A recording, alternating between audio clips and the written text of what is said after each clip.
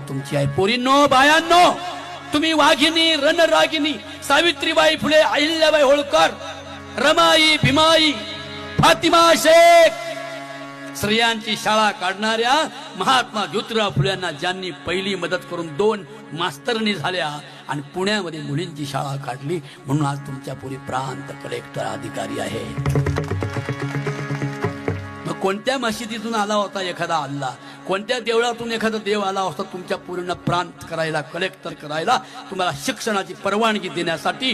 जो इथे प्रगट झाला तो महामानव, सत्यशोधक, महान मानव डॉक्टर बाबासाहेब. जोरात टाळी वाजली पाहिजे. हे तुम्ही विसरत गेला तर तुम्ही 10वीच्या पुढे तुम्हाला शाळा नाही.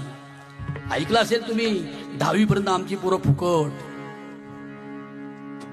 मते महाराज, 10वी पर्यंत पोराला परीक्षाच नाही, आणि 11वीला गेल्यावर आमच्या पोराला ABCD एरोप्लेन पण कळत नाही. हे सगळी बहुजनांची पोरं काय करणार? प्रांत होतील, कलेक्टर होतील. ही शिक्षणाची गंगा. तरुणांनो, धार्मिक सणाचे पैसे वाचवा आणि जिल्हा परिषदेची शाळा डिजिटल करा, तर आमचा समाज खऱ्या अर्थाने पुढे उच्च मार्गाला जाणार आहे.